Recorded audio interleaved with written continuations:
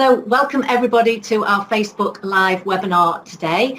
We're joined again by Mark Cleghorn, who runs the Photography Academy and also the Experience Group as well. So a guru when it comes to all things about the sales room today. So we've started a series of 5 webinars, fortnightly webinars with Mark. Last week, 2 weeks ago was our first one on the sales room, and today is our second one. So if you haven't watched the previous one, you can still watch that on replay on our Loxley Colour website. You can go there straight from the home page. So what have we got in store for us, Mark, today? How are you? Hi, Debbie. It's not as if we haven't just chatted off scene. Bit of the panic getting going and things ready, but we're here ready. Anyway, today, maximising the sale and the right variety to shoot. So predominantly we're looking at 3 example shoots, 1 family, 1 child, 1 boudoir, giving you an idea of what should be included in a kind of a normal session. In other words, my beige rather than an exceptional, okay?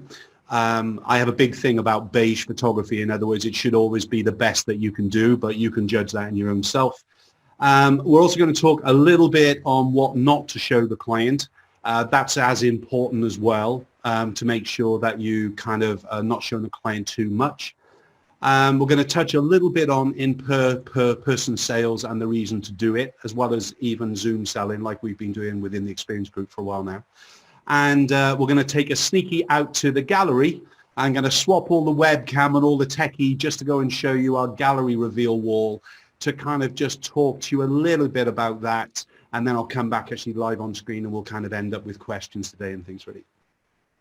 Fabulous, yeah. So if anyone has any questions, I'll keep an eye on the questions on both the Loxley Facebook page and also on the Pro community. So I'll keep an eye on those for you, Mark. So please make sure you fire some questions our way throughout the webinar. We'll get the opportunity to ask Mark. Great. Ready to go? Yeah, ready to go. Yeah.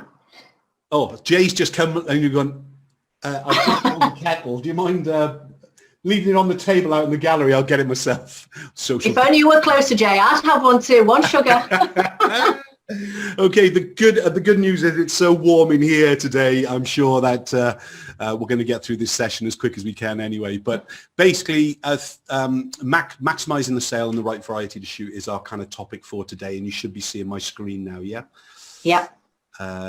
So as far as that is concerned, what we want to do, as I mentioned, is we're going to talk about these 3 main points. The reason that I decided to show 3 example shoots, obviously to help many of you who are kind of specialists in one thing or another, get an idea on what kind of variety that I recommend that we're kind of able to achieve during a shoot. I mean, that's one of the great things about the Photographer Academy, is that obviously you get to go on there and watch kind of live sessions that I've done in the past, plus we talk over some sessions. We show you how to sell those sessions as well. But I thought today we'd look at 3 sample shoots. I've actually got more in case you need more, but whatever. And I think that's where we should start. So, and the reason that's where we should start is because I gather you're really good photographers. Let me just check that. Debbie, are they seeing this new screen now? Yeah, we're seeing the new screen, yeah. So this is basically, we're just in Bridge. And what we've got here is a session that we did live in front of the new group of experienced people back in, I think it was March, February. But it gives you an idea of, it's not fake. In other words, these are sister-in-laws that have come together with the kids for a joint shoot. They've come in through a promotion that we were running. This is a live client. I've always believed that you're only as good as your last shoot, and you're only as good as your last sale. So let's fingers crossed we're good today. But as far as the look and the feel and the variety, also within here, we've got too many images. All right, so let's kind of look. We've got 111 or 110 images here in all. We would never put 110 images in front of a client, even if it was 2 families merging together. for a shoot. So in other words, a mixed generations and so on. I know they can be difficult, but the first thing I've got to do is paste the shoot into the right variety. So I need to make sure the most important part, i.e. the big group together, is really what we're going to be doing. What we need to do as well is show no duplication. So even just on this top row, you can see visible is basically 4 images, and 2 by 2 there are basically they're similar. You have to make the decision as a photographer. You cannot expect the person in the sales room to make the decision for you, and that includes the client. Okay, obviously if we've got a difficult session and we've only got a few images, you know, and we've all had them in our careers, okay, where you've probably shot, you know, 20 images instead of 60 images or whatever it'll be. But realistically, what we don't want to do is duplicate anything. As soon as we get into the sales room and we start to, do you prefer this one or do you prefer this one, we're into what we refer to as a negative selling environment. And that's something we never want to do. In the positive sales environment, everything that I'm showing to the client technically is going to go into an album or into a print box, and they're going to choose their best of the best, which is going to go onto a wall, and from there those are the ones that they're going to be buying, I hope. Okay, so the first things first, if we kind of just flick back out into Bridge, so please Debbie, make sure I'm seeing, so we're seeing lots of thumbnails on the screen and things. Yeah, the first thing I'm going to do, in fact, if we look, there's 28 images that are red tagged. This means they're a duplication of some kind, and they need to be removed away from what the client would be viewing. Now, obviously, these wouldn't even get to the sales room because of a duplication. Now, I know that you're going, well, hang on a minute, this image, and this image are technically the same. So we should be seeing 3 images on screen now. But in fact, if we put 3 images on screen, yes, the client is going to choose their best of the best. However, they're going to be making decisions they shouldn't really need to make, because that's our job. We are photographers, and we're going to be showing the client the best of our images to ensure there is a good and great flow amongst them and things really. So even in here, the bottom left-hand image, which is black and white, which is my core business model, I am a black and white photographer, it means that even that image has to be removed from this viewing. Why? Because the top image and the right-hand image are better overall. If, for instance, we felt that the little girl's face on the right-hand image wasn't as good as the face on the left-hand image, it's your job to do the hot swap. So in other words, if you think that is the better image here, and you want that face, that expression onto that image, that's your job before you go into the sales room. We need to actually see exactly what we're going to be there. So if I just click on just the blue review, in other words, what we're looking at here is the total session, but this is still too many. We would still need to edit some of these images down. So if we just look at the stood up images there again, and we just flick through them, instantly you will like some more than others. It's our job. Accept it. Yes, nobody really wants to throw any images away, but you have to make that decision yourself about what I'm going to kind of show to the client, what I'm not going to be showing to the client. Otherwise, all you're going to be doing is complicating that viewing room. I absolutely promise you, and things really. So again, when we're looking at the 3/4 length images here, we've got one to a camera, one looking away. Those 2 can remain. But in fact, when we're looking at 3 stood up images here, we probably need to lose at least 1, if not 2 of these images, because they cannot exist. So if I just drop these other 2 out, and we'll just get rid of this one as well. Out of those 3 images, at some stage, you are going to be making a decision on which images to show to a client. You are making that decision, not a client going or you going as a photographer saying, so which do you prefer out of these? As far as when you're taking the shot is concerned, you're obviously taking variety, you're slightly manipulating animation, you're changing the pose. Lighting will very rarely change from the first image to the third image. It'll only slightly look different as the child moves their face. But at some stage, you as a photographer need to put in front of that client one of these images or a maximum of two for them to actually decide, do I want this one for the wall, and do I want this one for the wall? In other words, if you are showing 1, 2, or 3 images, or I should say if you're showing 2 or 3 images of a similar thing, it means in your heart, you know both of them, as far as you are concerned, the client will be buying for the wall itself. Obviously, they are going to make their decision on the best of the best, but it's the best of the best out of the whole shoot and not the best of the best out of the 3. So we never want to put the client in a decision between this or this. Think of it like going to buy a new sofa. And it's quite a big investment for many of us. And thanks to DFS, and I don't mean Dressing for Success, one of our things that we do, but DFS, as far as their 4 years interest-free credit and everything else, a lot of clients, a lot of people change their sofas every 4 to 5 or 6 years because of, they go, well, we're used to paying that, so we'll swap it. Same in PHP to do with cars and so on. But at the end of the day, you wander around a sofa gallery and you're going, is this the right sofa for me? You're sitting on it, you're lounging back on it, but the first thing you're doing before you even go to the emotional element is the logical element, is the visual element, and you are making those decisions. So before you go and sit on a sofa, you are saying, is this right for my house? Will it fit in with everything that I do? And does it look like my style? That's the first thing, all right? Choosing an image, as far as you are concerned, that's what you have to do, is you have to make that decision for the client, that you're not going to be kind of confusing them with 5 or 6 different sofas just to actually get to the one that they like. That's why they only show one sofa in one color rather than lots of different colors during the shoot. So in the sales room, it's exactly the same for us as photographers as it is when we get out there. When we now sit and we bounce up and down and we lounge, Debbie, I'm sure you've done this as well when you're buying new sofas. It's kind of, oh yeah, I can see here, and rest in my arm, and then you kick off your shoes and you curl up your feet. This is the emotional element. And it's the emotion, in fact, then the client is buying on within the sales room itself.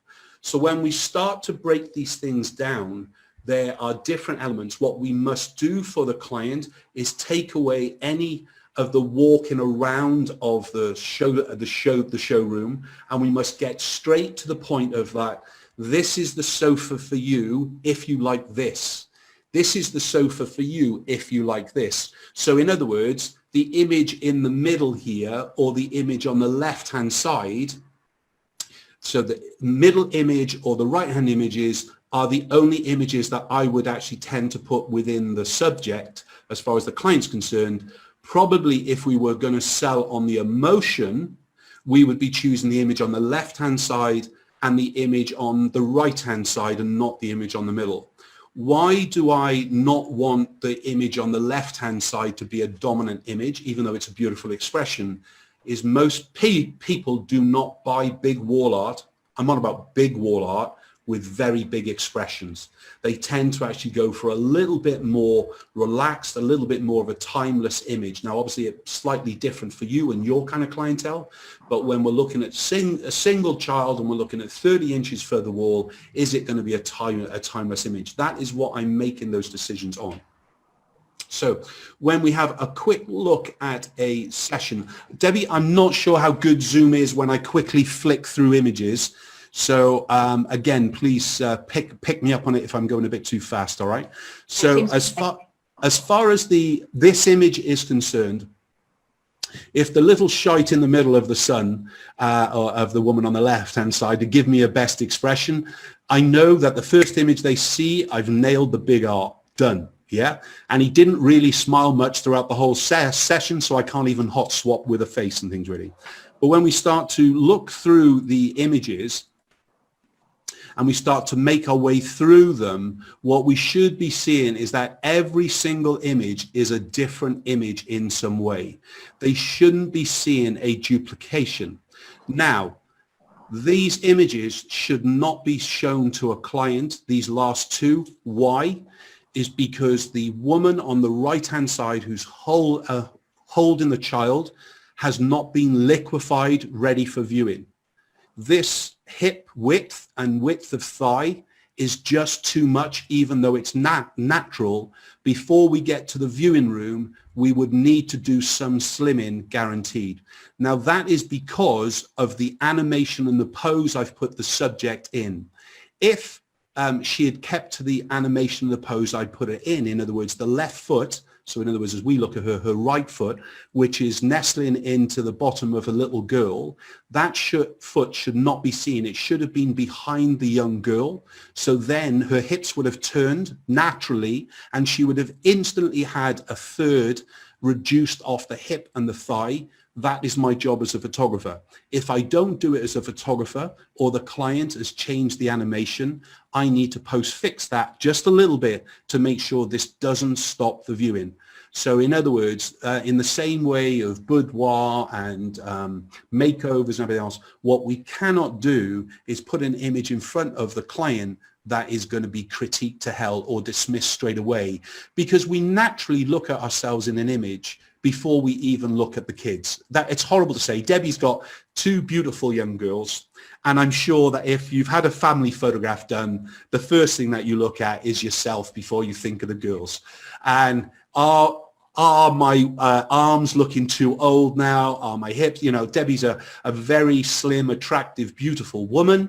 However, I can guarantee it, still when she sees a photograph, she rips it apart because we don't like the reflection of ourselves, i.e. what we're seeing and things. So that is what a client is going to be doing. So in exactly the same way, this image here works in exactly the same thing, why I would need to actually thin, not just in fact the one woman on the right hand side now through the liquefying, but I'd also need to do it a little bit to the woman in the middle. Why? Because now if we compare, the sun has moved a little bit, obviously, but we're also revealing the second part of the hip.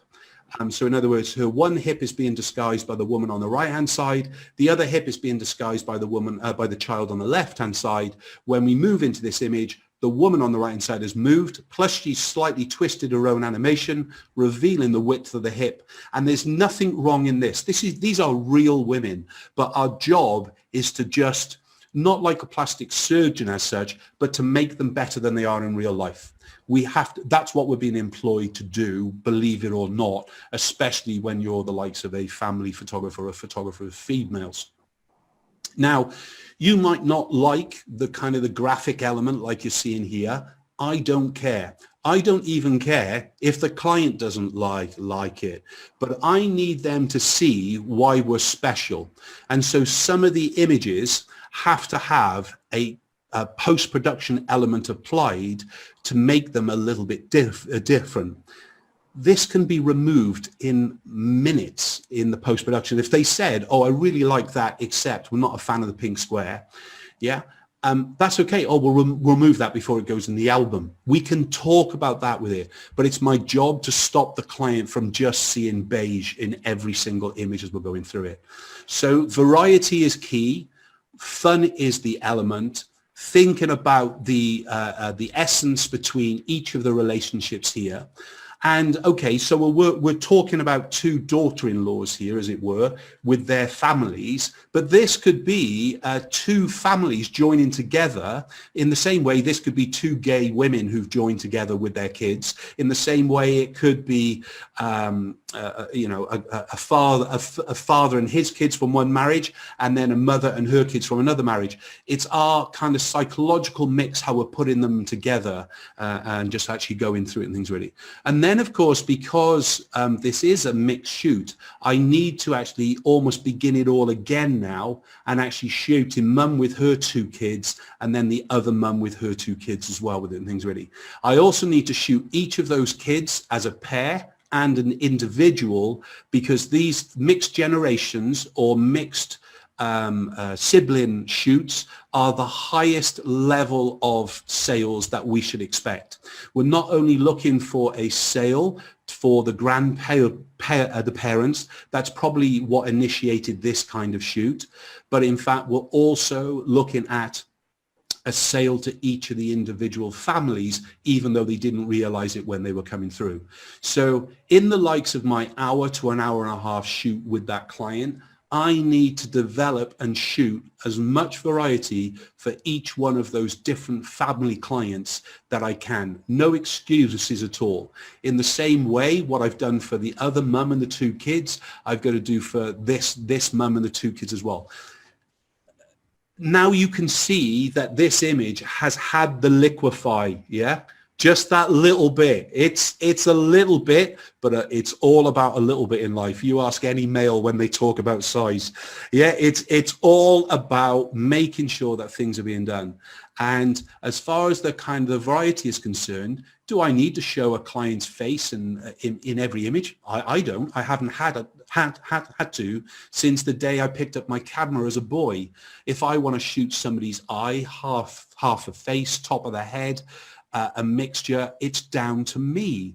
I'm talking about how the emotional the contact between the different people here are making up this image. The client will remember this image. Why? Because I'm asking her to bounce the child's feet up and down on the little girl while we're doing the shoot, and that's how you generate the expression. I don't care what the little shite of a child is doing above, because they're not in that photograph.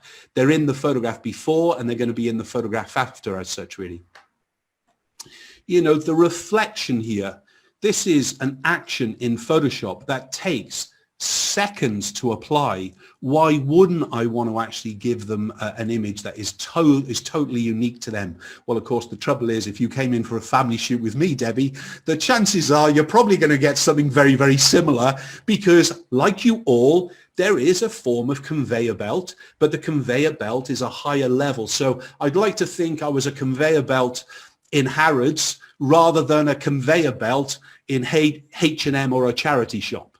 And that is what I'm trying to actually achieve with the kind of client itself. So again, thinking about that variety, thinking about who we're selling to, identifying that client, looking at the right mix, understand that, yes, with a very young child, possibly our image variety is going to be less, but in a small studio space, there's no excuse for any of you not to create this style of imagery and to maximize the sales room without any real trouble. Now, what you just saw was just the first third of the shoot, all right? The second third of the shoot starts almost all over again, but now it's just with kids without mums. We're into a change of clothes and we're looking at that variety and so on. So that is where I was saying to you before, is this too fast, Debbie, for me to be flicking through? Is it okay? Yeah? I wasn't sure how quickly the screen changed. But as far as the look and the feel is concerned, now the interesting part, whereas the other little girl, so the girl in the middle is a little ballerina, the girl on the right-hand side is not a ballerina, but she's got her own leotard. We're using our props, our tutu skirts.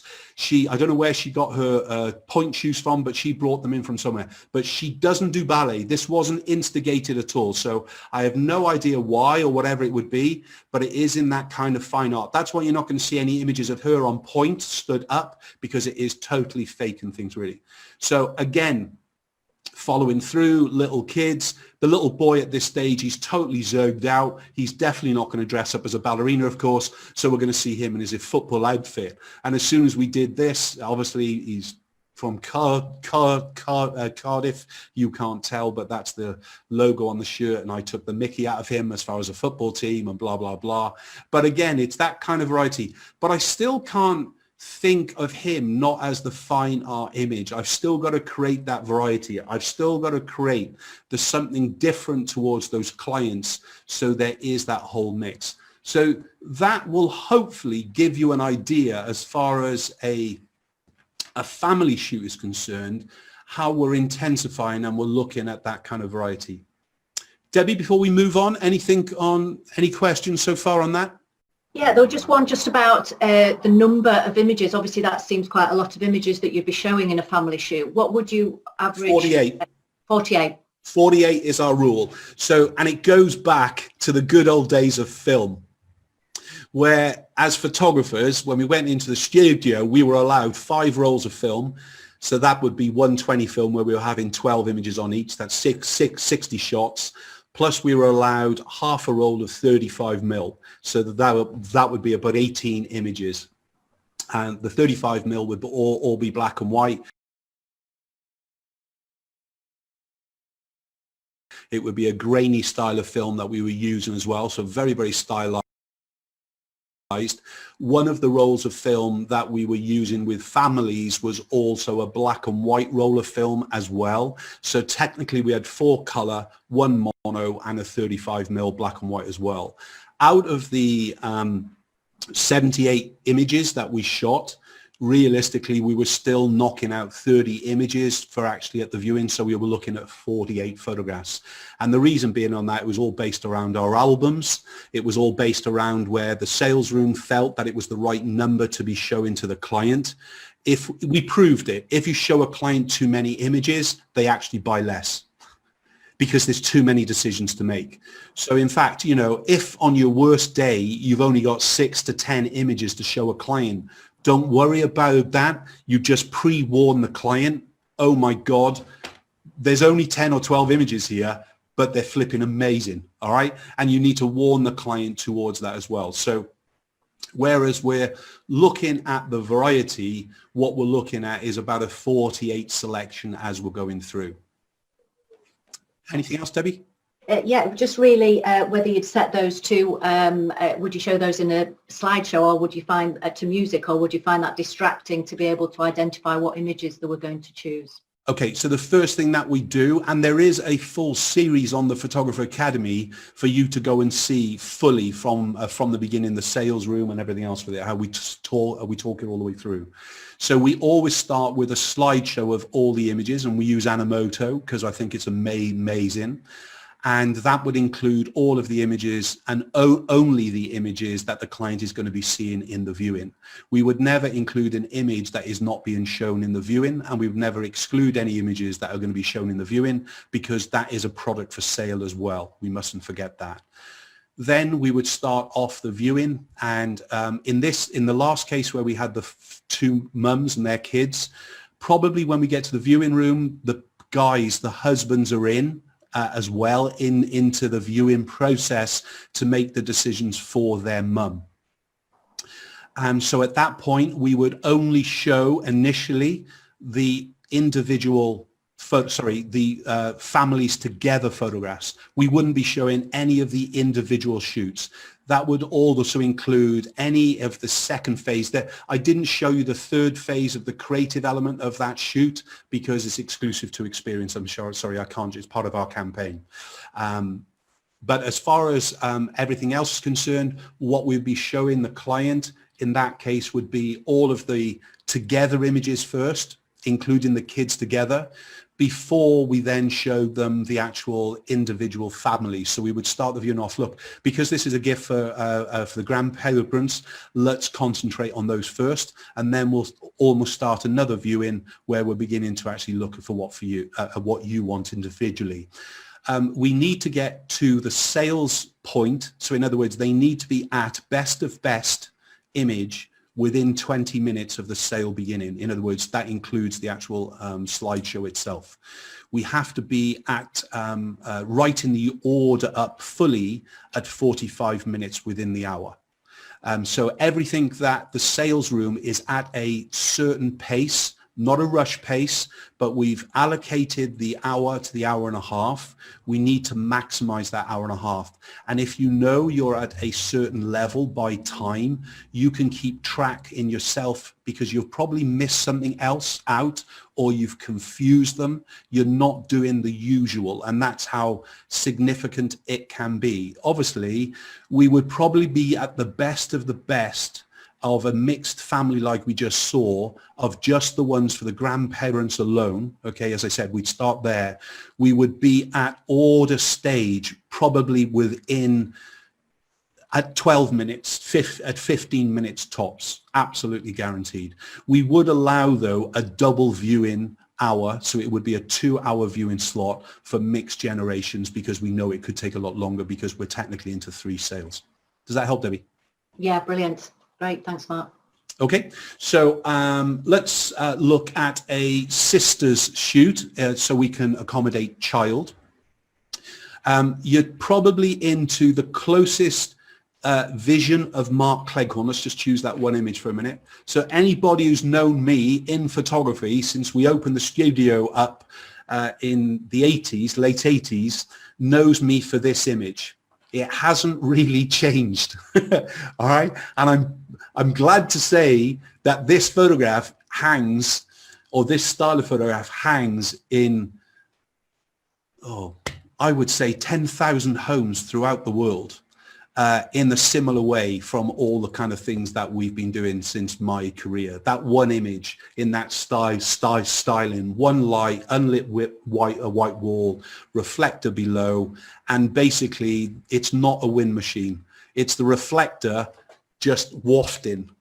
Okay, I find that with a wind machine with young kids, it tears the eyes and it irritates more than anything else. So a wafting of the reflector or a wafting of a piece of card basically generates that.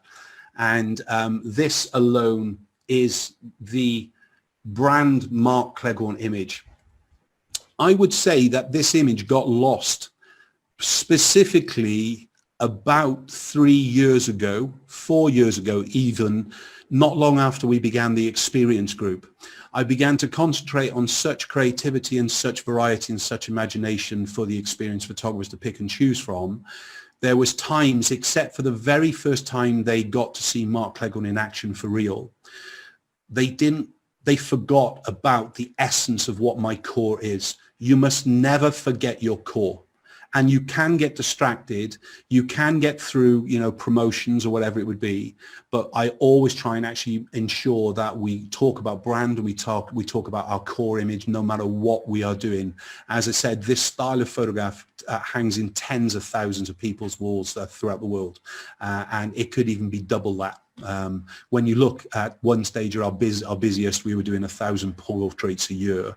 And probably that was running for about 7 years. We were at that level, so that alone would be 7,000 out of all those years of career and things. But hey ho, so you know where we're getting to. As far as when we look at this variety, again, once more, I can't show you the third section to this shoot because it is exclusive experience in a campaign. But what you are seeing is technically the first style of shoot, which is what we just saw. And then we're going to be seeing the second style of shoot. So you'll be seeing a sisters, and we did something similar with your girls, Debbie, when you kind of volunteered them for one of our workshop weekends, didn't you? But we start with a kind of more of a traditional, and then we work in either a fine art or a boho for girls, or we tend to work in jeans and dungarees styling with basically mixed kids of different age groups and so on. So if I had a boy, let's say at the age of 10, 11, and I've got a girl of a similar age where the bust is beginning to be developed, I've got to obviously use the likes of a boob tube or a wrap underneath the actual dungarees, obviously to ensure my maximization, and pretty much just a boob tube will usually do that kind of styling for me no matter what. In this case, we're seeing, as I said, clients who didn't bring in enough and right variety of clothing for me, so I've instantly, because of these sisters together, we've gone into the fine art mode as a part of the normal shoot. There is another picture as well that we were just playing around with, all right, which is this kind of image of the pieces of card. I wanted to show how instantly, a mum's behind there, yeah, but basically I wanted to show instantly how even with totally the wrong clothing, with a limited space and a limited variety, how just stop, think, create is that kind of STC kind of step-by-step head space that I try to be in. When we're in the moment, it's too late. That is where a conveyor belt style of photography is good, because you know the first part of the shoot is nailed. No matter what you're doing, you've got the sellable images. We've all got to also remember some of our most creative images will never sell, unfortunately. So that means that the first 20 minutes of any shoot is still the most important for me. But as a photographer, so I don't go mind numb and just stand on the conveyor belt myself and not inspire the client as I drift past them, I have to maximize every single shoot. I totally believe that the person in front of me or the people in front of me, it could be the very last photograph they ever have done in their lives. And unfortunately for me in my life, I have done that too many times, where people, some even before they get to the viewing, we have lost somebody within the group. And you have to remember that, and that is in the essence of everything that Mark Cleghorn does, is that the most important part for me is not to just take a photograph of somebody, but is to capture a little bit of something else along the way, that little bit of fun, but that little bit of emotion, but also that little bit of essence that will be timeless forevermore. I don't want to try and be a pretender. You see through people straight away. And that's where you get trends in photography that come and go so fast. But at the essence of a core, it will always remain there. So let's quickly look through the session. You'll definitely see here that it's more core. In other words, it's more black and white than it is color. And as we kind of drift through the images, you start to see where I'm switching the background lights off. That is done with a quick flick on my light triggers to just say, fire light 1 and don't fire all the other lights within the scene. So even though I'm working in quite a large studio space, that's a negative, not a positive, because there's obviously a bigger space to light. The images that you're pretty much seeing here, there's no fixing going on, as you can see. In fact, you should be able to see that there is slightly dirty floor here compared to the white wall. I'm not sure how clear that is on screen, Debbie, but even that would just need to be slightly cleaned up before it went to the wall, if that was going to be the best of the best, as it were.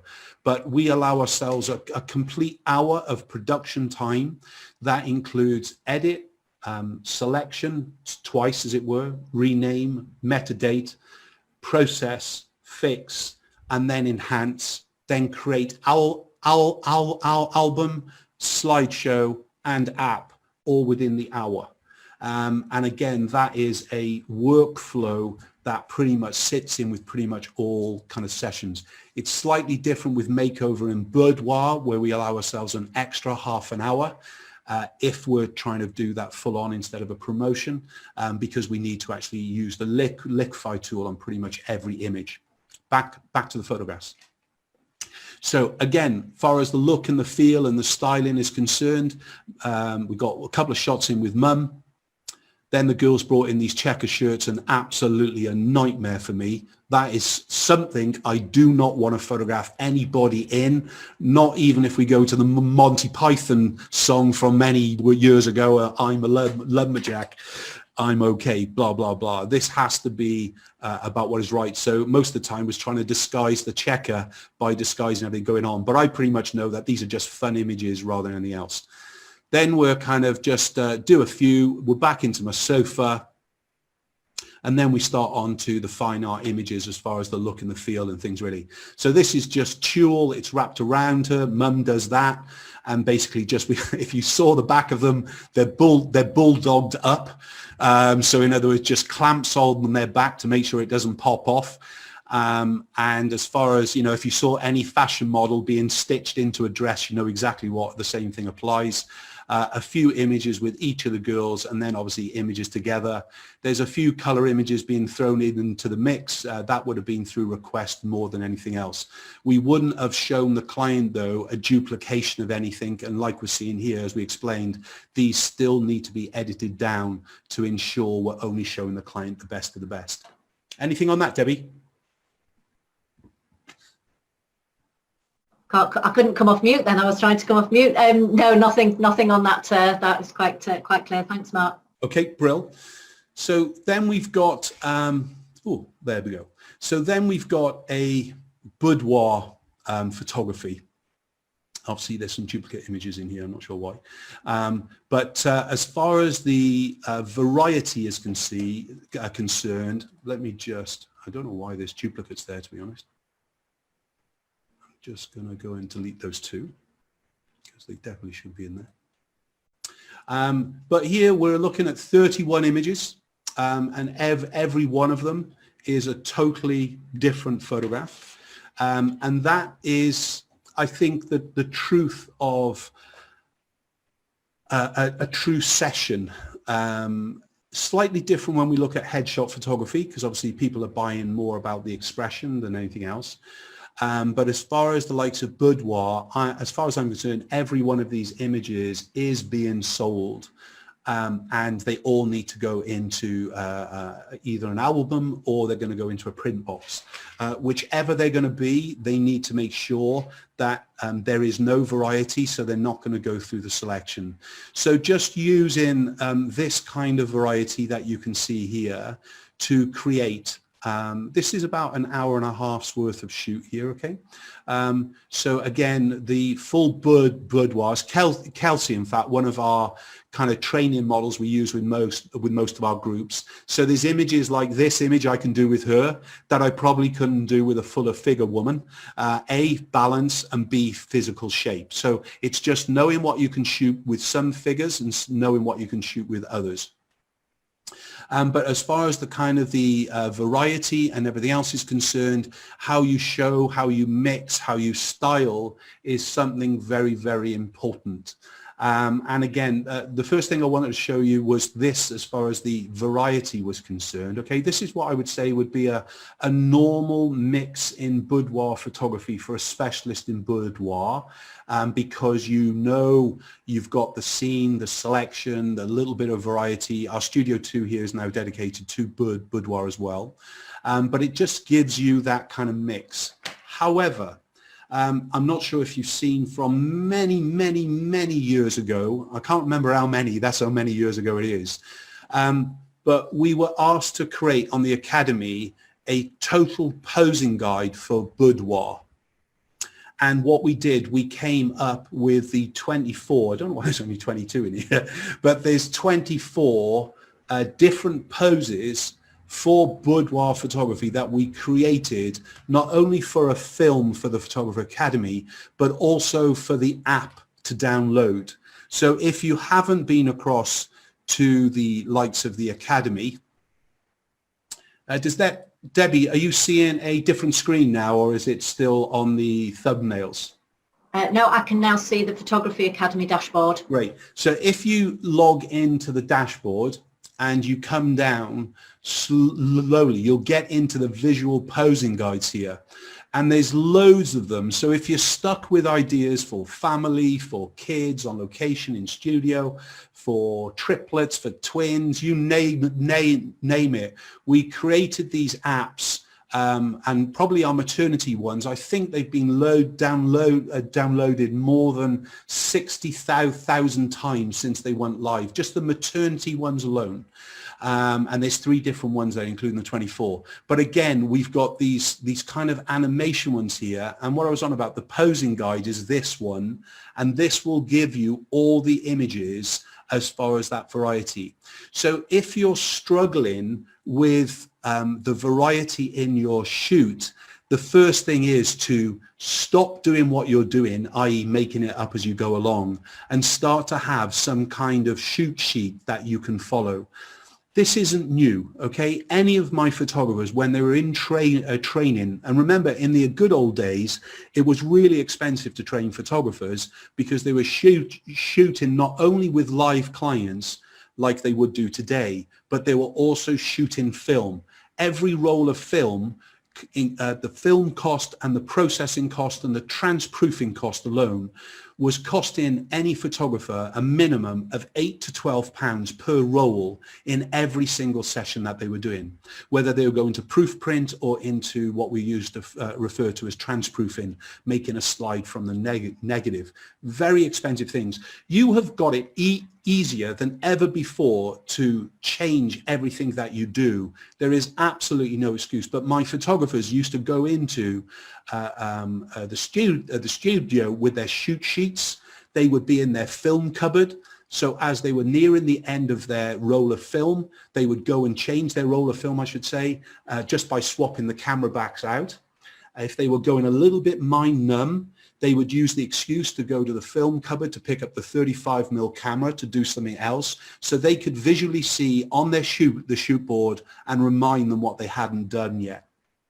And obviously, as photographers, we really like to actually, shoot kind of individual, off-the-cuff lifestyle. You give it whatever you want to say.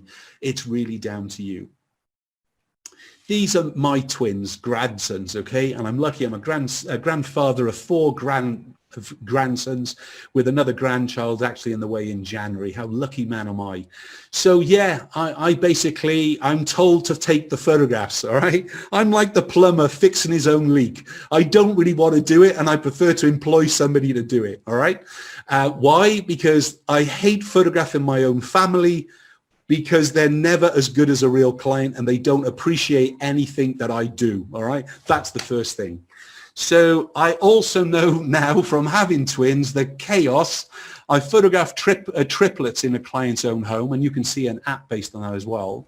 But by going into the client's own home, so I've gone to my son's house, we're up in a bedroom, and basically the image on the left-hand side is just what I would normally shoot in studio. And I am not a newborn photographer, all right? I've got to say it.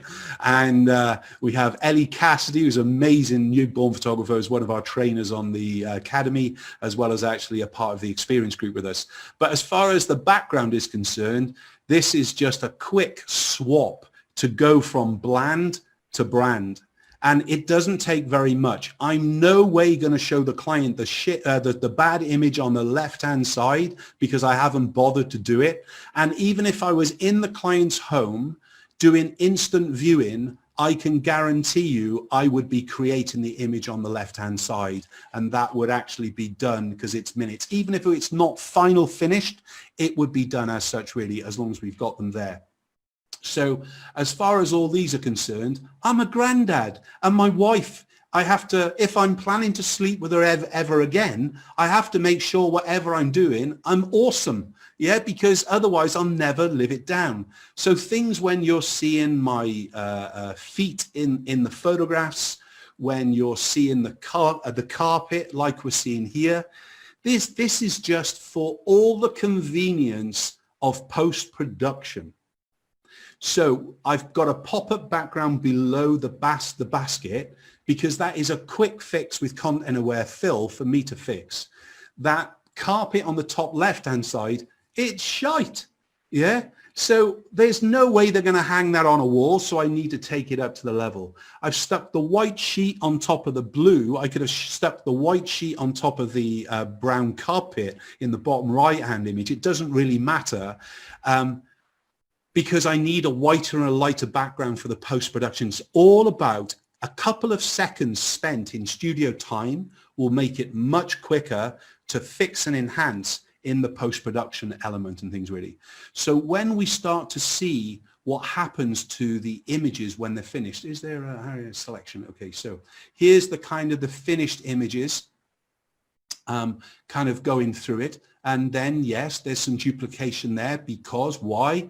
They're my grandsons, but otherwise, if they were for a client, we don't want to be showing them too much. Let's look at the sheet images first, and we look at what's happened to them.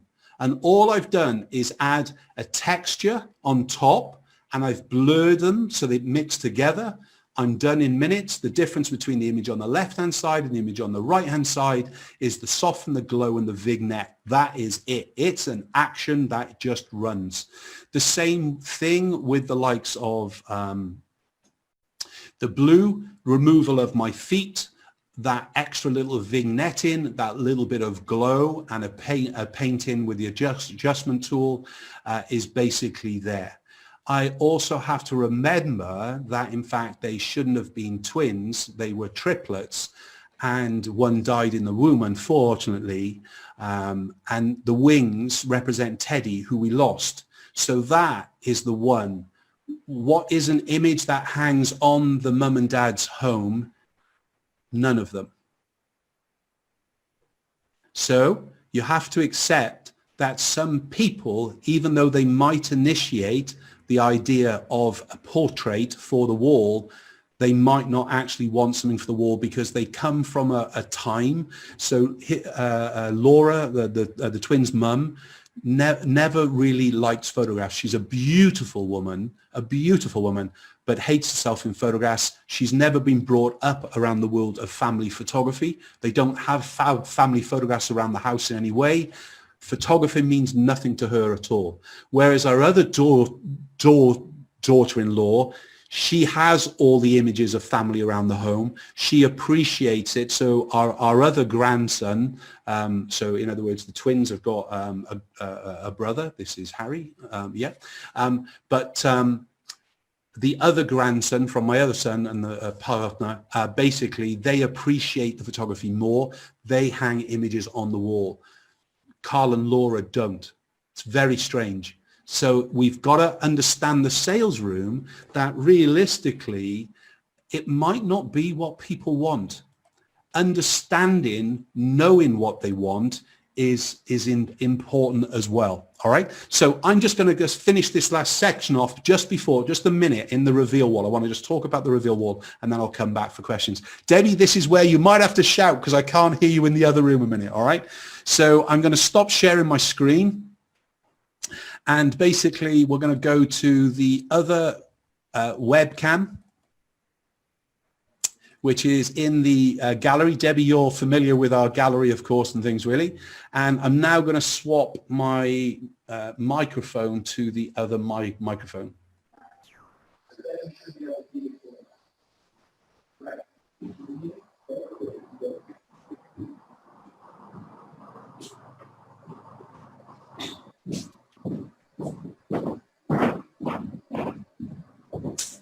So hi everybody, Debbie, you should be able to hear me now. So Debbie, can you scream just to say yes? Yes. There you go, brilliant. Okay, so I just wanted to talk a little bit about a reveal wall. It's not that I'm fully negative against the reveal wall as far as the sales environment is concerned, and I know they work very, very well for makeovers and boudoir and so on. However, I would not encourage you at all to move your business sales model into the likes of family or children in any way. It still will rely on you being the sales room. So as much as you think that the environment here, the sales element is great, they get to see the images in print or whatever it is, let's not forget what I'm planning to do is sell big stuff for the wall. If all we're getting that client into the habit of is thinking that this is the right image, we shoot ourselves in the foot and we're back to 10 by 8s or 12 by 8s in the kind of a room environment. What I want to be able to do, no matter what the client, I was looking around for an image of the only one I've got, sorry, just a hand, I was looking for family. But the only one we've got here is basically the likes of a big photograph in a frame, right? That's where we're going to make our real money. It's not just based on digital sales, USBs and so on with it. But of course, in the sales room, as soon as the client sits down, we're going to talk to them about what's going to happen in the sales room. Go and watch the series on the Photographer Academy if you get some time, okay? Because what it will do is talk you all the way through, right from the beginning, including the fake kind of viewing. But you'll be able to see how we're handling the kind of the client. So, Debbie, the first thing I'm going to say, love, is the photographs are absolutely amazing of the girls. I've got to say they're beautiful. You are going to be stuck for choice. The first thing that we're going to do is we're going to start with a little bit of a slideshow, and then following the slideshow, we're going to do a series of images actually up on the wall, one at a time, and from there we're going to choose your best of the best, okay? But please, please, please, you don't really need to take anything out because they're all going to fit into either one of our albums, or they're going to be fitting into one of our print boxes. And at this stage, I would be giving over to the client, i.e. Debbie, an album, and the print box would still be on the actual table in front of them as well. Now, as far as the reveal wall is concerned, obviously, if you are going to be doing something like this, and it could work if you're working from home in a small converted garage or a small room or whatever it is, but one of the biggest problems you're going to have, it's going to take up wall space. These are just simple IKEA shelves that we've painted in the same colour of the wall. We've got feature walls around the gallery to actually just bring out colour, a little bit more design and so on. But what we've got here is a reveal wall. So if you've ever wondered what it is and how it looks, technically that's it. What I would suggest to you though, if you are going to be running a reveal wall, is to make sure the mats that you use, you're basically using for your simple display all the time. So between the different clients, you're hot swapping them. What you don't want to be using is new mounts each time. And obviously speak to Debbie on the right kind of product for you and your business with it. One of the problems that we have, as you can see, we've got around about 10 images up here, but if I'm shooting 48 photographs, I can't get them on that reveal wall, and that's one of the biggest problems. So around the gallery as well, we've got different products and so on, but what we never want to have is small images. You never want to have visible the likes of a small image in a frame in the viewing room, because that will actually kill the viewing for us as well and things really. So I'm going to come back actually into the screen and we'll finish off with some last questions.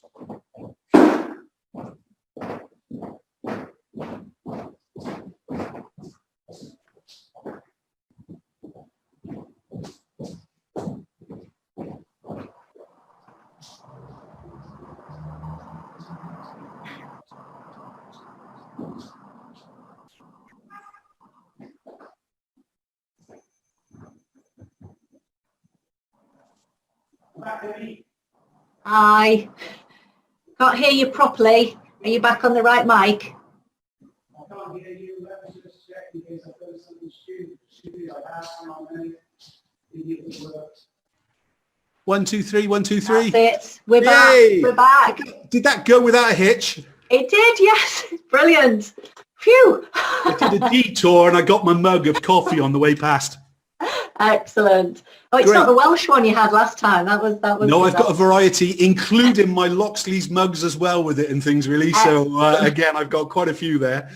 When I say my Loxley's mugs, we've got mugs out in the gallery that basically we use as kind of giveaways at times and things really. They're a great product, aren't they, Debbie? So I go steal one. Hang on, I'll be back now. Come on.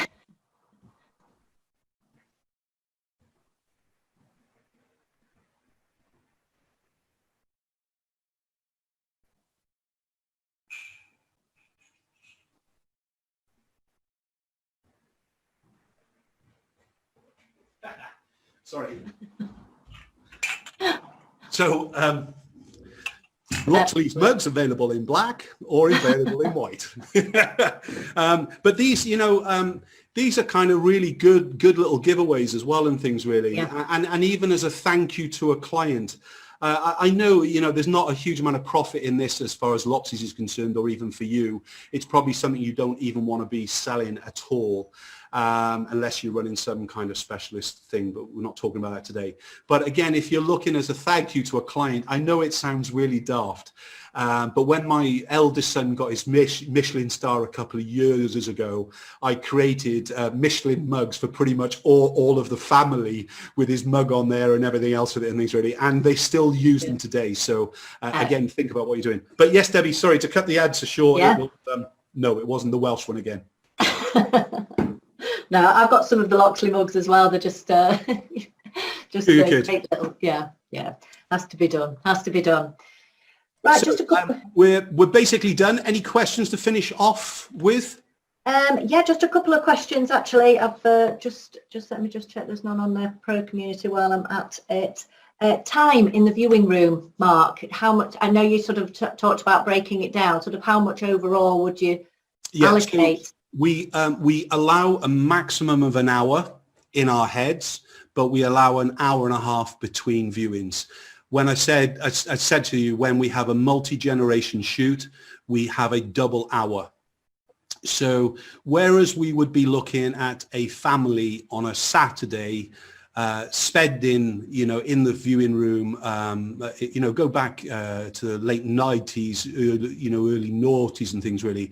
We were basically on an 8-hour day sales room. We only had the one sales room, unfortunately for us, but that was based on $650 an hour average. So when we talk about averages, remember that's the total amount of sessions with the total amount of sales. So we would usually only have a Saturday viewing. Most of them would be a family viewing. We would only be doing family sessions on a Saturday, but because we were doing family viewings in the night times during the week as well, it didn't always guarantee that there was always a family viewing in. So on average, 8 hours a day, we were on $650 an hour. Was a Saturday, whereas a Monday, Tuesday and Wednesday we were on, I think it was $475 an hour, and Thursday and Friday then were up to $550 an hour. So it's very important when you start to work your business, not on an average order, but what average per hour the business is earning. It's frightening. It really, really, really is. It makes you look at the business in a totally different look and feel and things really. Yeah, I like the idea of, you mentioned earlier about sort of same day viewings. Would you recommend that as opposed to doing it the following week for sort of those reasons? We would always have the client back in within 2 weeks to actually have the viewing with us. Why? Because basically beyond the 2 weeks, they've lost the emotion. And there is a part of the sales room that we're talking about this a little bit next week, in fact, when we're talking about the 3 little words. But one of the key words is emotion, and people do buy on emotion. So if they've forgotten the emotion, that's the problem. They're not reliving the moment. Why makeovers can sell very high in instant selling is because probably the experience that you've just had with me in the studio for that hour and a half or whatever it would be is probably the most significant one you've had for a very, very long time, feeling special about yourself.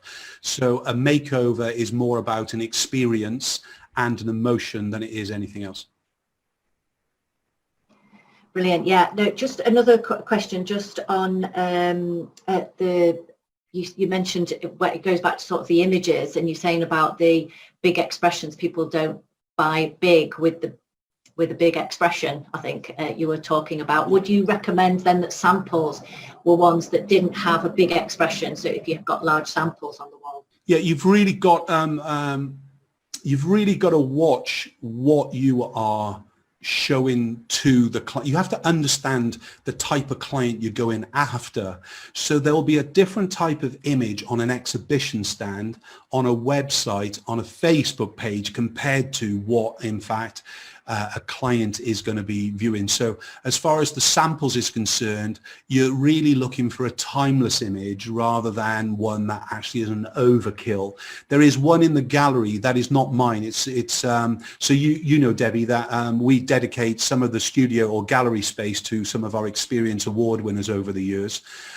We've still got a family image done by an Irish photographer that still gets the biggest reaction on a exhibition stand, and that is a massive expression with it and things really.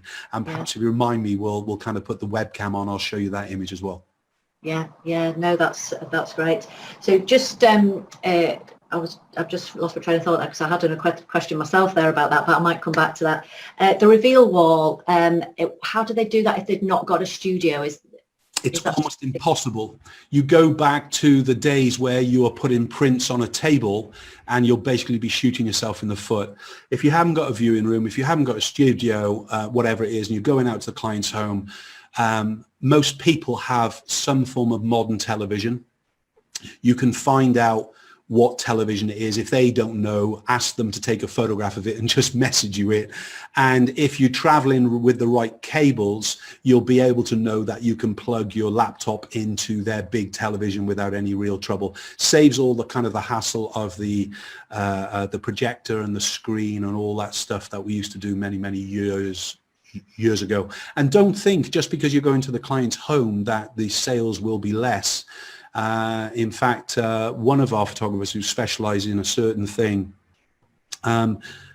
she only sells this one thing actually on location, and she'll in clients' homes, and she'll sell anywhere $4,000, $3,000, $1,500 as a lowest sale and things really. Obviously it is a kind of a specialized product and things really, but yeah, she'll do that without any trouble. But her viewings will take a lot longer. They'll probably take 2 to 2.5 hours because they're in the client's home and it's a different pace and everything else with it and things really.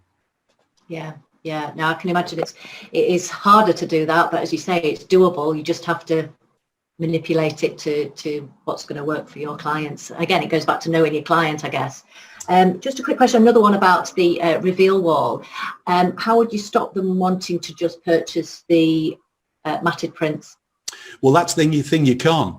And as long as it's on your price list, that's why most people do a reveal wall, is because they want the client to go away straight away with that product. So they are almost limiting their own sale.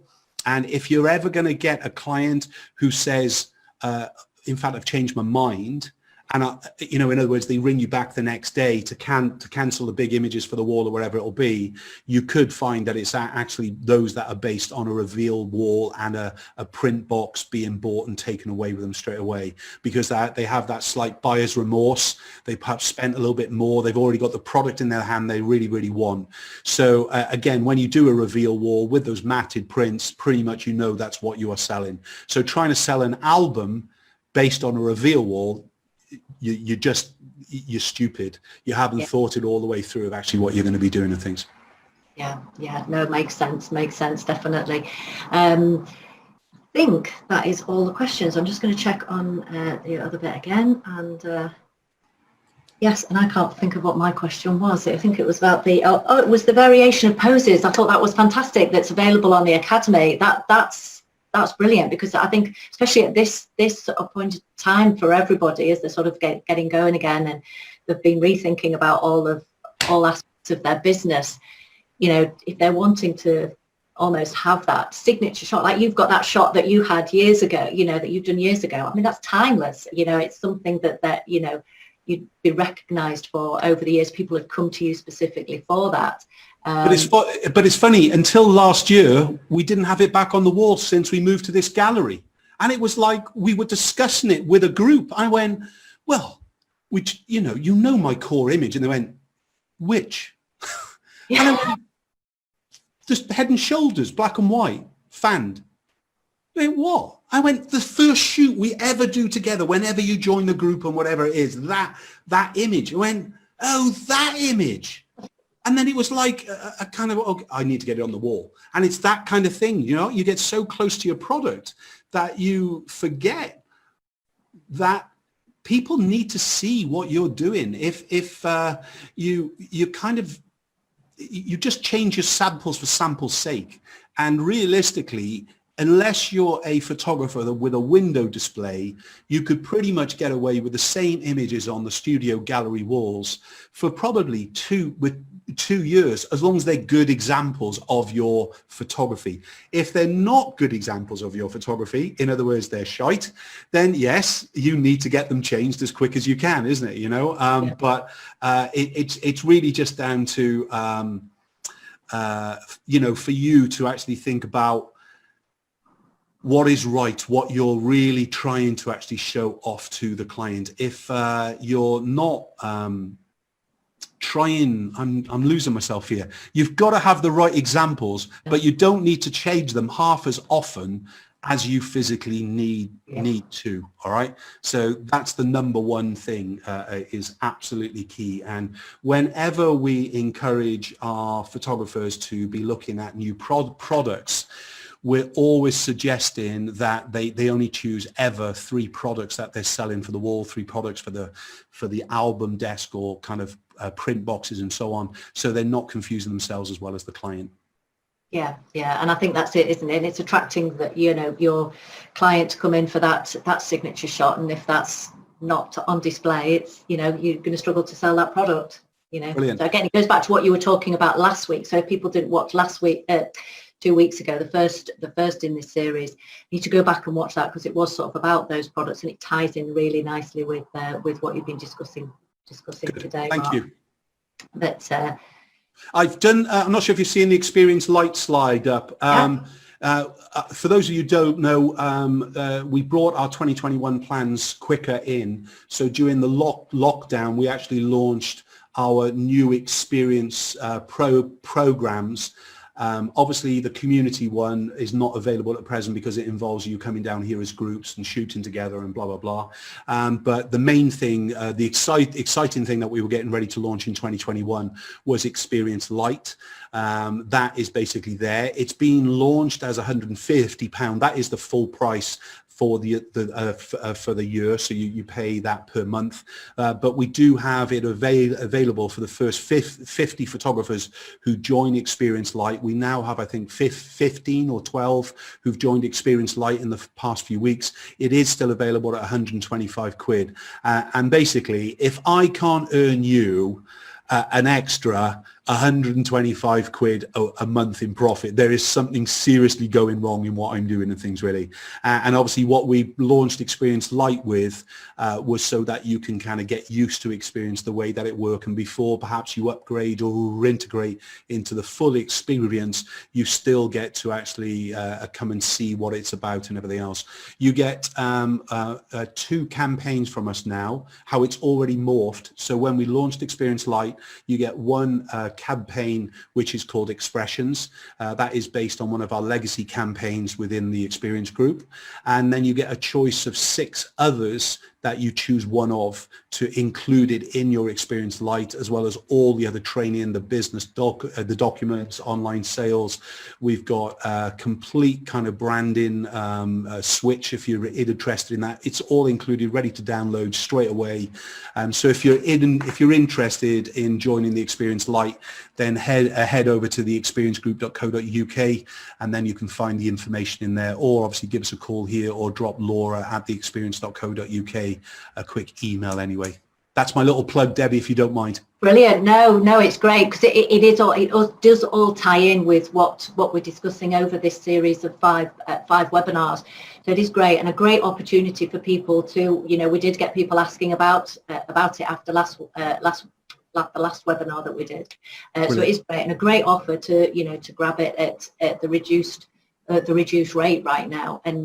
And, you know, I think everybody does need just a little, you know, accountability. And just putting out, last time we were on the webinar, you said to me about the image behind me and everything like that. So I haven't managed to get a big enough one for behind there, but I've got some dismay. So I listened. Debbie, I noticed straight away. You know, I'm horrible, am I not? I'm the only one that you will ever not get any lip service from in your life, and it kind of, I know I'm not a like man in our industry, is because I call it as it is, and that's it, you know. And yeah, Debbie, you know, when we were doing our pre-chat last week, wasn't it? But well done on you. I didn't know because as soon as the video went live today. So yeah, no, I was up early this morning because I think, oh my goodness, I've got to.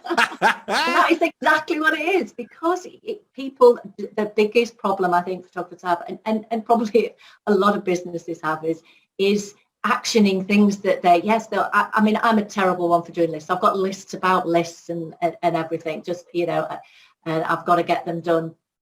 But I think if you've got some accountability and you know you've got another meeting with Mark on a certain time, then you get it done. But that's it. People need just that little nudge, that person on their shoulder. And, it's also about the business development. You know, I think we get so lost in our own quicksand at times. You know, I've called it juggling within the group at present, that even though I'm still doing my meetings with them on a bi-weekly basis of their one-to-one groups, as it were, plus I'm also doing the power hour to the whole group each every other week. I don't really want them to implement too much now, because I'm fully aware that they're back to being photographers. I had them most of them I had full on for 12 weeks during lockdown, and a few beyond that. And basically during those 12, 14 weeks, they couldn't get distracted by running the business, by taking photographs, by doing sales and whatever it was. And you know what? I got to applaud my group in what they've done coming back, because we've seen record sales ever. So we've actually, July has outstripped Christmas sales and the November sales of any year that Experience has been going. We've had the most sessions shot in any month. Obviously there's different things for different people within the group. Some are based on 3 sessions a week. Some are based on 6 sessions a day, and there's all different things for different people. But all in all, across the group, the spend that we've had is just exceptional. I wish I could share. I can't even share information within the group because we don't ask them to do that. Obviously, there's only probably about 3/4 of the group that share their financial figures with me on a monthly basis. And to see what we did, I mean, for instance, in the first month of lockdown, we still created £100,000 worth of sales amongst the group from those who did it in online sales. Brilliant. So I didn't allow them to sit back and have a holiday like so many around there. A few of them did, and they regretted it. But it's all about, like you said, it's not just the accountability, but it's the focusing on the task to do now. And that's what I try and get you guys to do. And that's why we've kind of created Experience Light, because there's a huge amount to do if you really embrace everything we're doing. So Experience Light is that step-by-step that you can initiate it. If you need to generate sessions within a few weeks, we can pretty much guarantee that straight out of the ballpark. Yeah, no, that's brilliant. And I think that, that's drank the wrong cup then. I've got that many cups. Yeah. Sorry. Anything else, Debbie? Any more questions there? No, but I've actually just popped the link for you into the comments, so people can click through straight to that. And obviously, any questions after this, if you're watching it on replay or anything like that, we can we'll check on the questions later. But what we've got in store next in 2 weeks' time, Mark? Yep. So we've got the 3 little words. So we're looking at the 3 little words in the viewing room. We're looking at the 3 little words as far as the business overall is concerned. Fingers crossed you're seeing the one slide on screen. We're concentrating on 3 little words for marketing, business and promotion. 3 little words as far as how your client sees you. Obviously, we're looking at the 3 little words as far as the sales room is concerned, and we're going to talk about peeling out onions. Excellent. We're going to see how deep we got to go before the tears arrive. That's it. That's what I talk about, unpeeling the onion. So just go from there. And remember, in each of these, we're talking about it based around family, child and boudoir. So I'm trying to give you a kind of balance no matter what speciality. I would say as well that next Monday, we start a brand new series on the Academy webinars. We usually do a live at lunch every week. We start a brand new one, which is all based around the child photography. So if you just go onto the Photography Academy and you click onto live events, you'll basically see that we've got the 10 steps for starting a child photography business. That kicks off on Monday next week at 1 o'clock. And that runs every week then, pretty much all the way through for 10 weeks. So we're concentrating on each one as we're going through it. And you can go and see the different kind of elements that we're covering during each one. So in other words, in session 1, we're looking at the shooting and the styling. Part 2, we're looking at lighting for the kids. Part 3, we're looking at props and posing. We're taking it as a business model and breaking it all down for you. Excellent. I've just put that in the comments as well, so everyone can a link to that straight to the live events page on your Photography Academy. So that's it's easy for people to click through and have a that's great. I mean, the information I think that you're giving both on the Academy and obviously to your Experience Group and to these webinars is is amazing support for photographers, you know, and again, in whatever genre they are in. So thanks again, Mark, for your time today, because I know it's busy with all of you know, the experience groups and everything for you. So no, really it's my pleasure, and if it's in my diary, I've got to do it. If it's not in my diary, it's invisible. But if it's in my diary, we've got no option. We've got to do it. But thanks, Debbie. Regards to all at Loxley HQ, and thanks everybody for joining us live, and enjoy it on the review as well with it. Thanks, Debbie. See you soon. Thanks.